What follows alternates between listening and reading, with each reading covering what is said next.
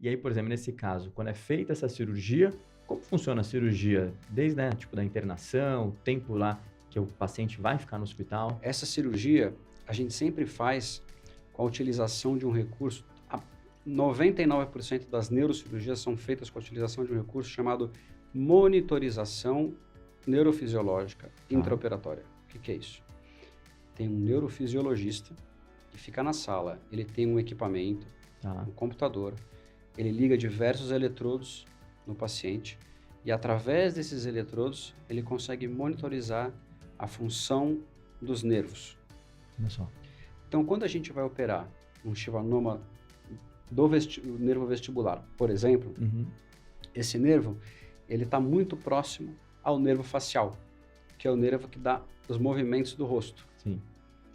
Então, um risco dessa cirurgia é a lesão do nervo facial.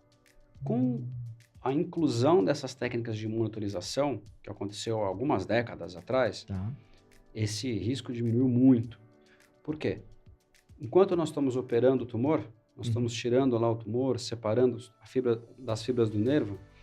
Se por acaso eu estiver próximo ao nervo facial e o nervo facial sentir qualquer tipo de manipulação, ele vai dar uma alteração no gráfico elétrico ali no computador do fisiologista e ele vai me avisar. Ó, você está próximo ao nervo facial. Olha só. Ó, tem uma irritaçãozinha no nervo facial. Para um pouquinho. Aí a gente para um pouquinho, olha o que está acontecendo e vai por outro caminho. Que legal, olha só. Então isso ajudou muito a diminuir a incidência de paralisia facial pós-operatória, que há 30 anos era muito alta. Entendi. Era demais, assim, né? Entendi. Que isso é uma das perguntas que o pessoal faz, que são as sequelas, né? Isso. Então, essa era uma sequela que era bem comum antigamente e hoje já não é tão. Hoje é mais raro. Entendi. Hoje ainda é comum o paciente acordar da cirurgia com um pouquinho de paralisia leve, mas que volta ao normal após algumas semanas, que aconteceu porque você mexeu perto do nervo. E o nervo é extremamente sensível. Perfeito. Então, é o que a gente chama de um déficit transitório. Entendi. Tá? Por manipulação. Sim. Outra coisa que acontece nessa cirurgia é a perda da audição, porque o tumor nasce do nervo. Entendi. Então, dependendo do tamanho do tumor, existe uma chance do paciente perder a audição daquele ouvido após a cirurgia. Tumores menores e pacientes com audição melhor antes de operar têm uma maior chance de preservar a audição do que pacientes com tumores maiores. Perfeito. Então, quando a gente tem a intenção de operar para preservar a audição, o ideal é que seja feito o quanto antes. Perfeito.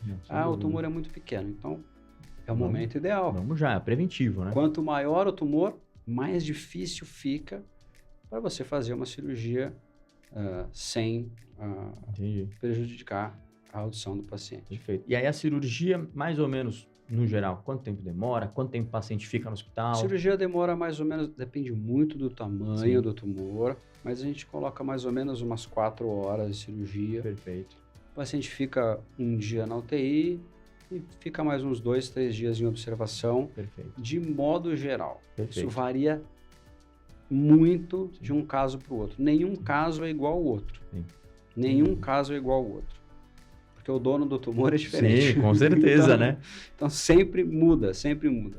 E são momentos diferentes, né? Às vezes alguém conseguiu identificar logo no começo, por uma besteira, às vezes sem querer, outro já identificou o tumor muito maior. Então são situações diferentes, né? São situações diferentes. E também tem o diagnóstico incidental, né? Que é você descobrir por um acaso. Sim. Você faz o exame porque você bateu a cabeça ou porque você tem uma sinusite e você vai lá e acha um tumorzinho ali, mas você não tem nada. Entendi. Essa é uma situação que a gente observa.